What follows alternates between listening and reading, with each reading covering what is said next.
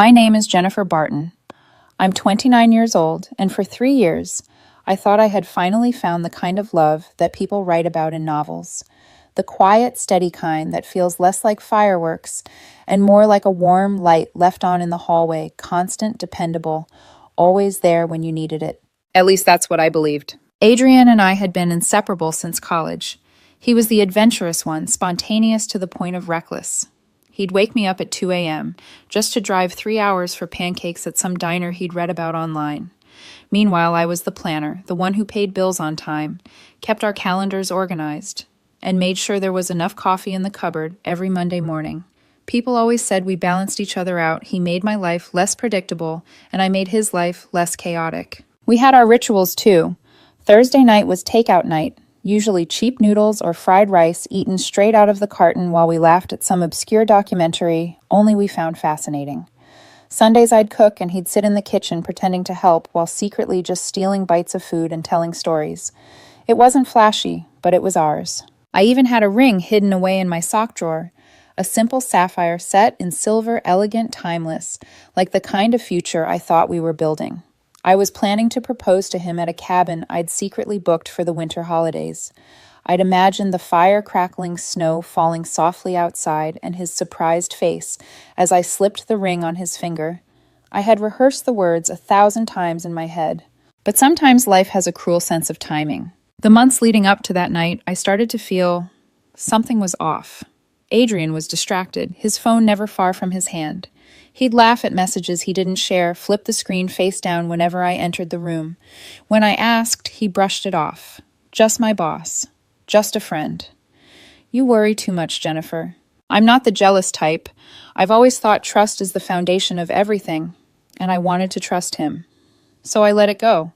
I told myself he was stressed that I was imagining it, that our foundation was too strong to crack over something so small. Then came that night. It was an ordinary Tuesday. I was in the kitchen, stirring my spaghetti bolognese, my signature dish. Adrian was sprawled on the couch with his laptop supposedly working. The smell of garlic and tomatoes filled the apartment cozy, familiar, safe. Then his phone buzzed on the coffee table. I didn't mean to look. It was instinct the sound drew my eyes. For just a split second, the screen lit up, and I saw the name Leo. The message preview burned itself into my brain. Can't wait for you to come over tonight. It's going to be a long night for both of us. My hand froze around the wooden spoon. The sauce bubbled hissing like it was mocking me. My heartbeat was so loud I could hear it in my ears. I walked into the living room, my body moving before my mind caught up.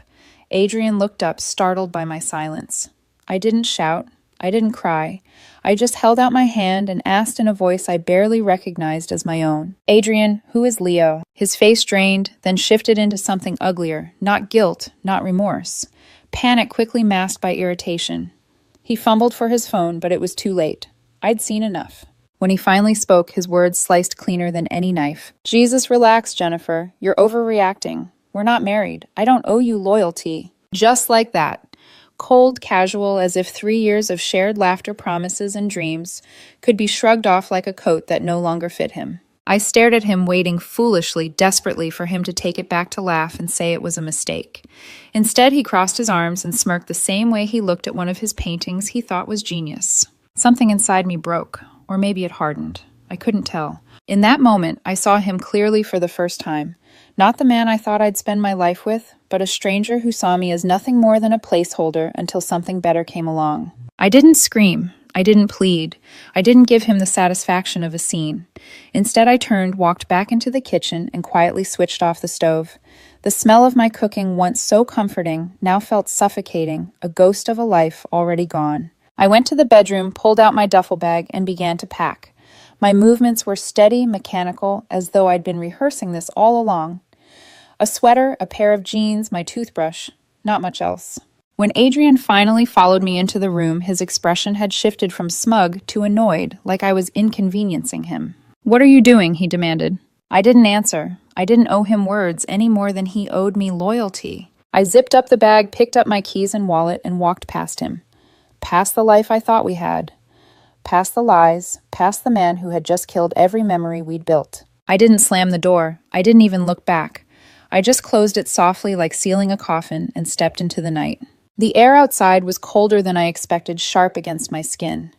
My car sat under the dim streetlight, and as I slid into the driver's seat, a strange stillness settled over me. No tears, no anger, just silence. I drove aimlessly, the city lights blurring past me, until I found myself at a rundown motel on the outskirts of town. The neon sign buzzed weakly, half the letters flickering. I paid cash for a room, went inside, and sat on the edge of the bed, staring at the peeling wallpaper. That's when it hit me. My life, the one I'd so carefully planned, the one I thought was solid and safe, had been ripped away with a single sentence. "We're not married? I don't owe you loyalty." His words echoed in my mind, each repetition stripping away another layer of the love I once felt. And as I sat there in that silent, unfamiliar room, I realized something terrifying. Maybe he was right. Maybe I had been naive, believing loyalty came without conditions, believing love was enough. But if he thought I would crumble, if he thought his betrayal would leave me begging for scraps, he didn't know me at all. That night, in the stillness of that motel, a new Jennifer began to take shape. A colder one, a stronger one who would never again mistake stability for love or silence for safety. And Adrian, he had no idea what kind of ghost he had just created. The motel room was the kind of place you forget as soon as you leave: beige walls, thin curtains, and a bed that creaked when you sat on it. But that night, it became my cocoon. I didn't cry. I didn't scream into the pillow or throw things across the room. Instead, I just sat there staring at my duffel bag lying open on the chair, half packed, half forgotten. The silence pressed down on me so heavily that even the hum of the old air conditioner sounded like thunder. I had always thought heartbreak would come with drama, shattered glass, tear-streaked cheeks, maybe even some cinematic collapse on the floor.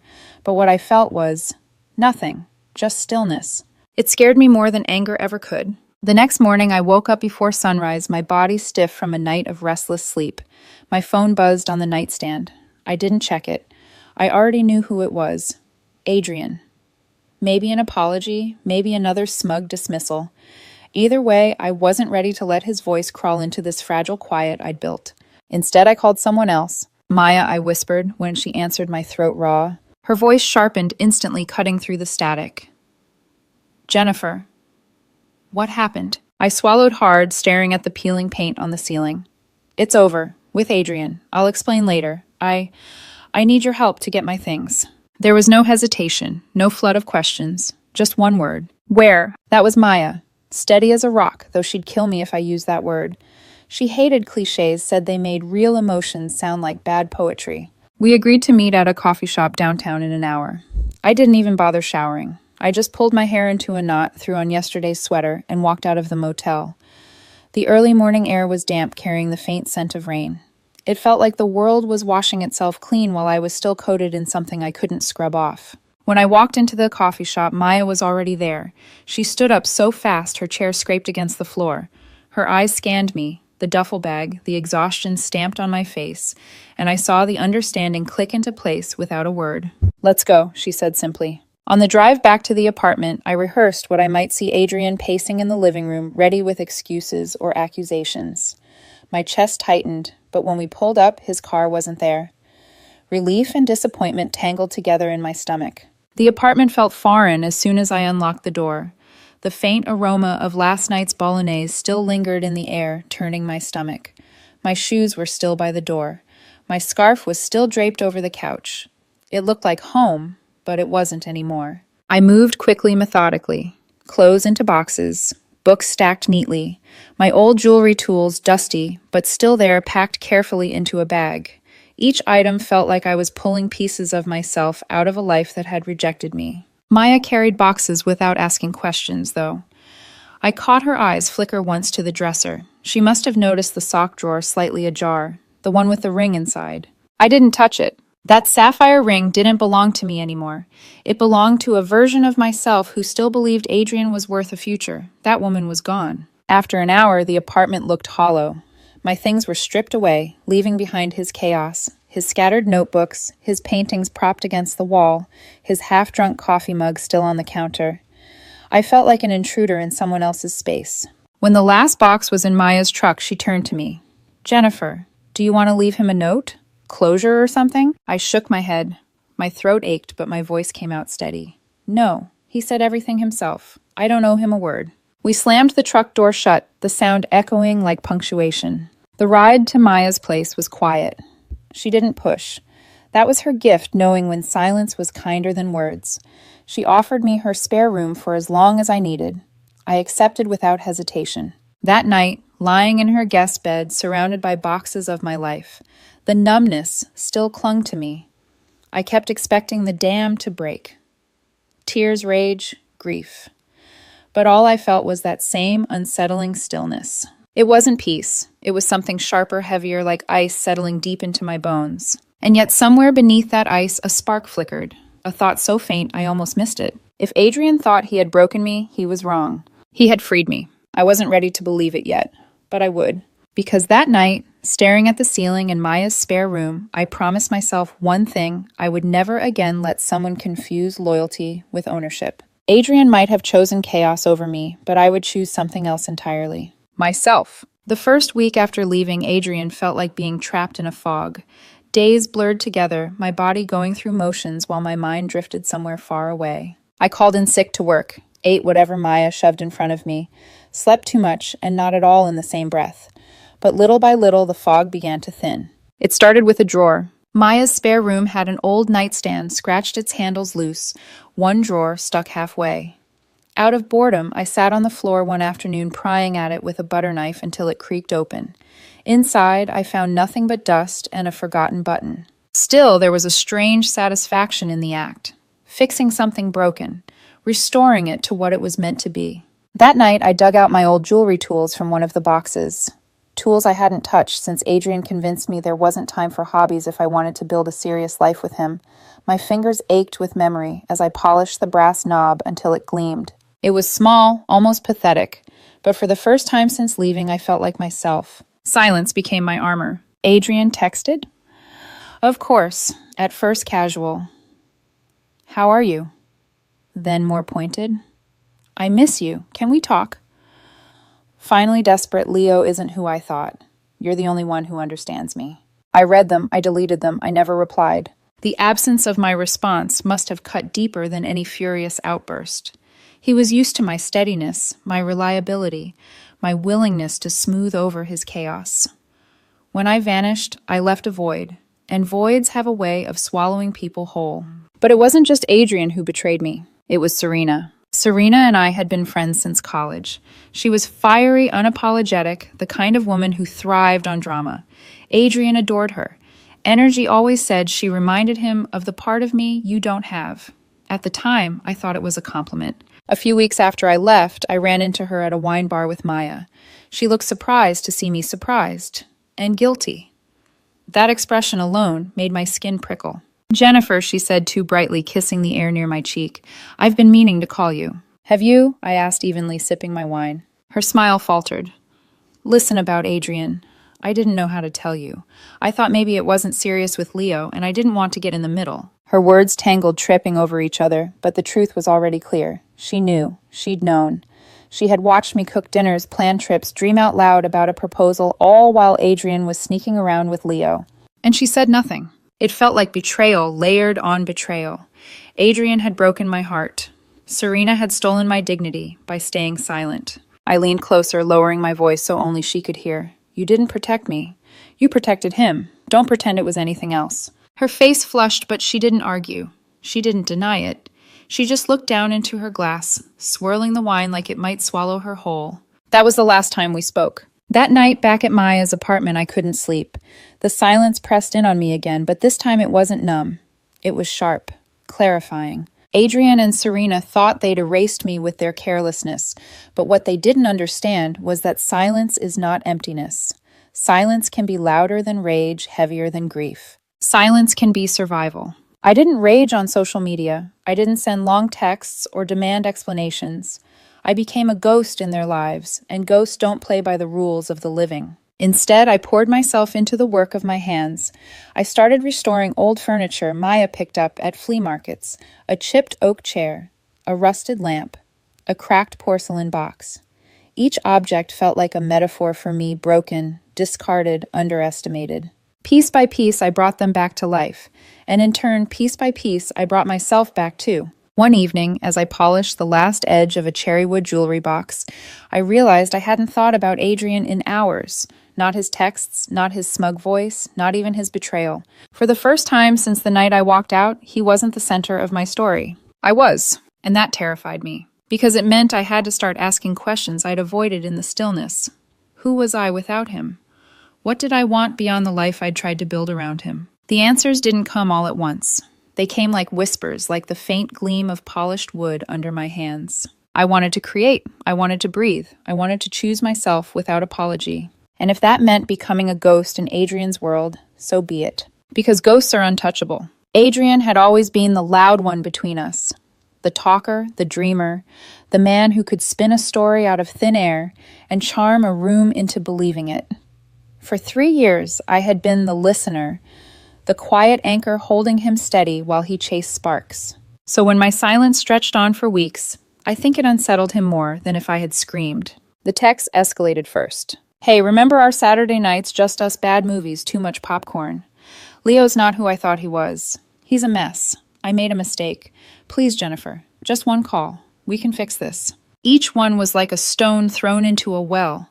They made ripples for a moment, then vanished into the depths. I read them, deleted them, felt nothing. Then the voicemails began. I listened to the first one out of morbid curiosity. His voice cracked in places I'd never heard before, raw and shaky. Jennifer, it's me. Please, just pick up. I know I hurt you, but I can explain. Leo. He lied to me. He used me. I don't even know who he is anymore.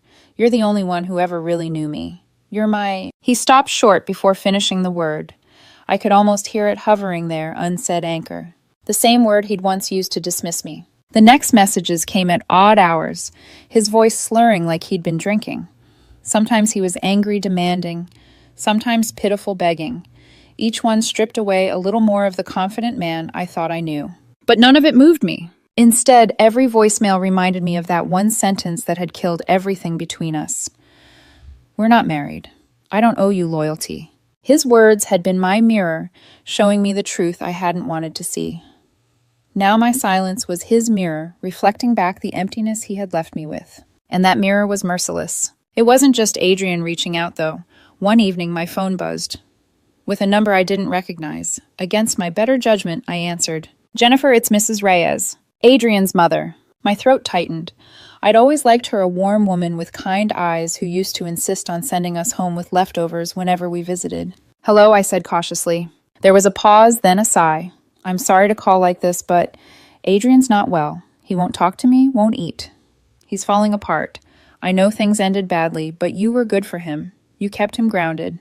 I closed my eyes. Her voice carried so much desperation, so much maternal worry, but her words twisted inside me. You kept him grounded. You were his anchor. The same script from a different mouth. Mrs. Reyes, I said softly, steadying my breath, I understand you're worried, but Adrian made his choices, and I made mine. He made a mistake, she pleaded. People make mistakes. You can't just throw away 3 years of love. I cut her off sharper than I meant to. He already did. There was silence on the other end, heavy and stunned. Then a small, broken whisper. You're right. I ended the call, my hands trembling not from doubt, but from the cold weight of finality. That night, I stared at my reflection in Maya's bathroom mirror. My eyes looked hollow, my skin pale, but my gaze was steady. I thought about Adrian unraveling without me, about Serena silent when I needed her, about all the ways people I trusted had failed me. And yet I didn't feel powerless. For the first time, I realized the silence I carried was not emptiness, it was control. Adrian wanted me to scream, to argue, to fight, because fighting meant I still cared. Fighting meant he still mattered. But silence meant he was irrelevant. My stillness was his undoing. It was the mirror he could not bear to look into because it showed him exactly what he was disposable, just as he had once tried to make me feel. I pressed my palms flat against the cold sink and whispered to my reflection, You don't owe him loyalty. Not anymore. And for the first time, the words didn't sting. They set me free. It happened on a rainy Thursday afternoon. I was sitting in a cafe not far from Maya's apartment, sipping my coffee, while flipping through an old book I'd picked up from a flea market. The windows fogged with condensation rain sliding down in uneven trails, the world outside blurred and distant. For once I felt calm. Then a shadow fell across my table. I looked up and there he was, Adrian. His once carefully styled hair was unkempt, Dark circles bruised the skin beneath his eyes, and his clothes looked as though he had slept in them. He didn't look like the man who had smirked at me with such cruel confidence weeks ago. He looked smaller, hollowed out. "Jennifer," he whispered, like my name was a prayer and a curse all at once. My chest tightened, not with longing, not with anger, but with something heavier, pity. "Adrian," I replied flatly, closing my book. "I'm busy." He slid into the seat across from me anyway, rain dripping from his jacket, pooling on the floor. His hands trembled as he clasped them together on the table. "Please just listen. I know I don't deserve it, but I need you to hear me." I didn't answer. The silence stretched, pressing down on him until he fidgeted, unable to bear it. "I messed up," he blurted out. His voice cracked. "Leo, he used me. He cheated on me with Serena. You were right about everything. I was an idiot, and I've been paying for it every single day since you walked out that door." Serena. Hearing her name again sent a flicker of heat through my chest, but I kept my face still, my eyes steady. Adrian leaned forward, desperation spilling from every movement. "I'm not asking for you to take me back. I know I don't deserve that. I need you in my life, even as a friend. Just to talk. You're the only person who ever understood me. You were my—" He stopped himself, the word caught in his throat, but I knew what it was. Anchor. Rock. The crutch he thought he could lean on forever. I stared at him for a long moment, watching the rain drip from his hair, his chest rise and fall too quickly. Then I leaned back in my chair, my voice calm, almost gentle. "Do you remember what you told me, Adrian, that night?" His eyes flickered with panic. "Jennifer, you said we're not married. I don't owe you loyalty." He flinched, the words hitting him like a slap. I leaned forward now, my voice steady as stone. "So here's my answer, Adrian. You're right. We weren't married. And I don't owe you loyalty." The cafe went quiet around us. Even the rain seemed to hush. His mouth opened, then closed, like he was struggling to breathe. "I was stupid," he whispered, his eyes glassy. "I didn't mean it." "But you did," I cut in. "You meant every word. You showed me who you were, and I finally believed you." His face crumpled, desperation breaking into something raw, something almost childlike. He reached across the table, his fingers brushing the back of my hand. Once that touch would have melted me. Now it felt like ice. I pulled my hand away. "You killed us, Adrian," I said quietly. "You killed the woman who would have forgiven you. You don't get to come crawling back to her. She's gone. I buried her the night I left." Tears welled in his eyes, spilling down his cheeks unchecked. For the first time I realized he wasn't performing. This wasn't an act or manipulation. This was Adrian, stripped bare, broken. But it didn't change a thing. I stood slipping my bag over my shoulder. He looked up at me with a kind of wild hope, like maybe I'd reconsider, maybe I'd reach down and offer him a lifeline. Instead, I looked him straight in the eye. "You said you didn't owe me loyalty. And now, Adrian, I don't owe you love, or friendship, or forgiveness. I owe you nothing." I walked away, my footsteps steady, the door chiming softly as I left. Behind me, I could still hear him calling my name, but the sound was muffled by the rain fading into background noise. Outside, the air was sharp and clean, the storm already beginning to pass. I breathed it in deeply, filling my lungs with something that felt startlingly close to freedom. For the first time in months, I didn't feel haunted. I felt released. Adrian's shadow no longer clung to me. It stayed behind in that cafe, small and crumpled, staring into the mirror of my silence. And I kept walking into the life he would never touch again. Life didn't change overnight. I didn't wake up the morning after confronting Adrian with sunshine in my veins and a brand new identity. Healing is slower, quieter than that. It comes in fragments, moments you almost miss, until you realize they've stitched themselves into something whole. For me, it started with wood. Maya spotted an old jewelry box at a yard sale. Its hinges were rusted, its varnish peeling, and one of its little drawers stuck halfway. She bought it for $3, dropped it on my desk, and said, "Fix this, or throw it out, whatever helps." It took me 2 weeks. 2 weeks of sanding, polishing, replacing screws, and rubbing oil into the grain until the wood gleamed again. When I slid the drawer open without resistance, I laughed, a sound that startled me. I hadn't heard it in months. That laugh was worth more than the $3 box. Soon people started noticing. Maya's cousin asked if I could restore an antique chair. A neighbor dropped off a lamp with a cracked base. Word spread in small, careful ripples. Before long, my weekends were filled with sawdust and varnish, my hands calloused and steady. For the first time, I wasn't someone's anchor. I was building something that was mine. And slowly, the ache that had lived in my chest began to loosen. Adrian's calls eventually stopped. His shadow still lingered at the edges of my mind, but it was faint now, like smoke dissipating in the air. Serena remained silent too. I didn't miss either of them. Instead, I found myself surrounded by new voices, friends I hadn't seen in years, reappeared in my life, drawn by the fact that I finally had time for them again. Maya dragged me to art exhibits, to weekend hikes, to late-night drives, just for the thrill of singing old songs with the windows down. And then there was Johnny. I met him at a friend's birthday party. He wasn't flashy, no booming laugh, no dramatic gestures. He was a teacher, quiet but warm, with a dry wit that slipped out in perfectly timed one-liners. When we talked, I felt like he was listening. Really listening, not just waiting for his turn to speak. It unnerved me at first. I wasn't looking for anyone. My guard was high, my walls freshly built, but Johnny didn't try to scale them. He just waited at the gate, patient, curious, never pushing. Our first real date was simple coffee and a walk in the park. We talked about everything and nothing. Books, childhood memories, the kind of students who drive teachers insane. He asked about my restoration work, and instead of dismissing it as a hobby, he leaned in fascinated. By the time the sun dipped low and painted the sky in gold, I realized I hadn't thought about Adrian once. That realization frightened me, but it also thrilled me. One night, weeks later, Johnny came over for dinner. I decided to make spaghetti bolognese, the same meal I'd been cooking the night my world had collapsed. As I stirred the sauce, the familiar smell filled the kitchen. For a moment, a flash of memory tried to intrude Adrian's smirk, his phone lighting up with Leo's name. But then Johnny's phone buzzed on the counter. It was face up the screen, lighting clearly. A message from a friend about a new book recommendation. Johnny picked it up, chuckled, typed a quick reply, and set it back down. No secrecy, no hiding, no shame. And in that moment, something inside me eased. I realized I wasn't holding my breath. I wasn't bracing for betrayal. The smell of garlic and tomatoes no longer carried pain. It carried peace. When I looked at Johnny, really looked, I saw kindness etched in his smile, steadiness in his eyes. He wasn't looking for an anchor. He wasn't asking for me to fix him, to save him, to carry his weight. He just wanted to sit across the table from me and share a meal. For the first time, I felt what partnership was supposed to be. After dinner, we sat on the couch, laughing at some silly video on his phone. My head rested on his shoulder, and the thought struck me like a revelation. This is what safety feels like. Not silence, not stillness, not numbness, but trust. And I hadn't realized how starved I was for it until it was right there in front of me. Later that night, as Johnny left, he paused at the door. "Jennifer," he said softly, "I like who you are.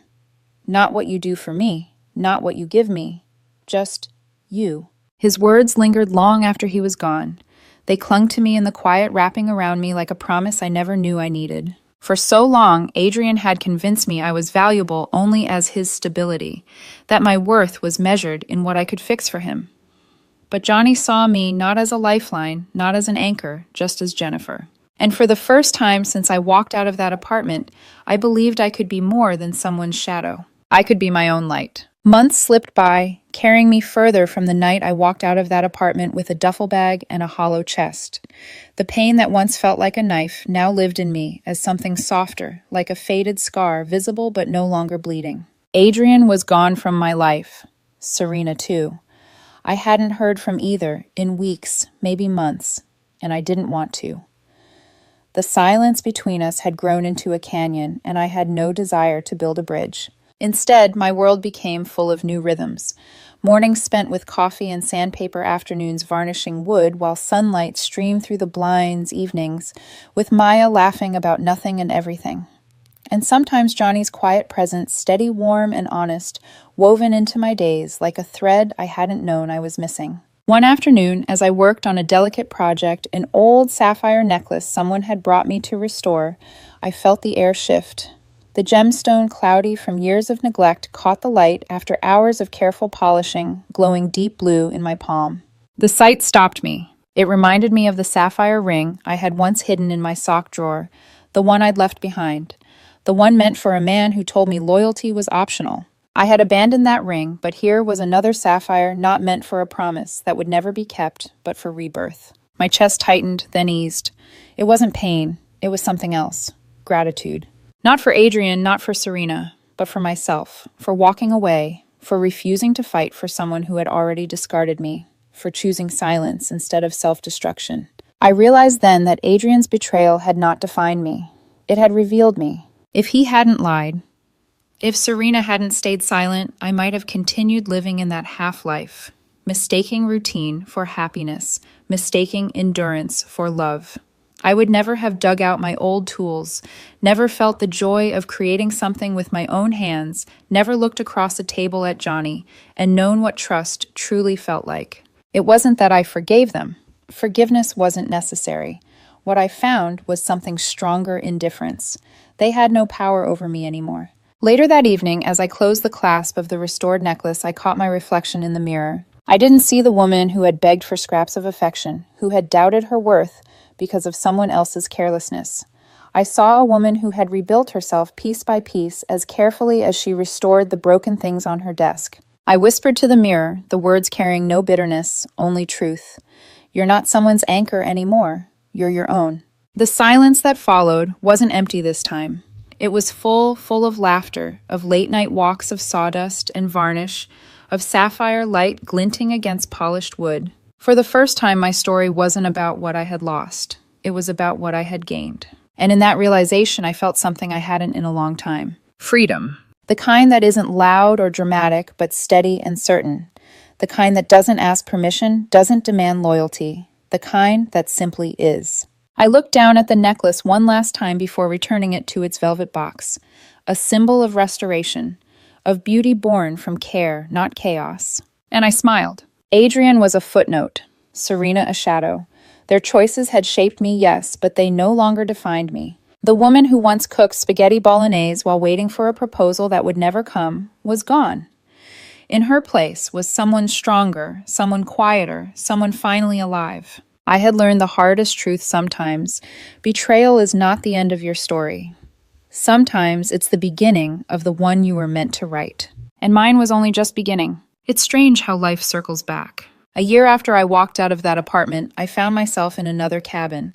Not the one I'd once booked for a proposal that would never happen, but a different one tucked away in the mountains, snow falling outside, just as I had once imagined. Only this time, I wasn't waiting for someone's approval to make my life complete. I was sitting by the fire with Johnny, a mug of tea warming my hands, his quiet presence beside me, like a steady heartbeat. He was reading his glasses slipping down his nose, and every now and then he'd glance at me with that small smile of his, the one that said, I see you, not the version you perform, just you. And that was enough. There was no ring hidden away this time, no rehearsed speeches or desperate timelines. Just two people building something simple, honest, and free. At one point, I set my mug down and opened the velvet box I'd brought with me. Inside lay the restored sapphire necklace. The gem glowed in the firelight deep blue like frozen ocean water. Johnny looked up. That's beautiful. I smiled faintly. It was broken when I got it. Took weeks to bring it back. He closed his book and leaned closer, studying the way the sapphire caught the light. Funny thing about broken things, he said softly. Sometimes when you mend them, they end up stronger, more beautiful than before. I swallowed hard because he didn't know how much those words meant. He didn't know that I wasn't just holding a necklace. I was holding a piece of myself polished and reborn. I clasped it around my neck, feeling the cool weight settle against my skin. For a moment, the ghost of that old sapphire ring flickered in my memory, the one I'd left behind in Adrian's drawer, abandoned, like our future. But instead of bitterness, I felt gratitude. Not for him, but for the lessons he had forced me to learn. Without his betrayal, I might never have discovered what I was capable of. I might never have picked up my tools again, never have rebuilt a life from the fragments of one I thought was unshakable. I might never have realized that the silence I once feared was my greatest strength. And I might never have found Johnny. The fire crackled. Snow tapped gently against the windows. I touched the sapphire at my collarbone and whispered to myself almost like a prayer, "You are not his anchor. You are your own light." And in that moment, I knew I was free. Adrian's memory had finally become what it deserved to be: background noise, a ghost fading into irrelevance. I didn't hate him. I didn't miss him. I didn't even wonder about him anymore. He was simply a lesson, a chapter I had closed. What remained was my story, my hands, my laughter, my work, my love. The cabin was warm, the sapphire gleamed, and Johnny's hand found mine, steady, unforced, real. I had thought betrayal was the end of me, but it had been the beginning all along. And as the snow fell outside, I felt the truth settle deep into my bones. I hadn't lost, I had won. Because the greatest revenge is not anger or payback. It's living a life so full, so whole, so free that the people who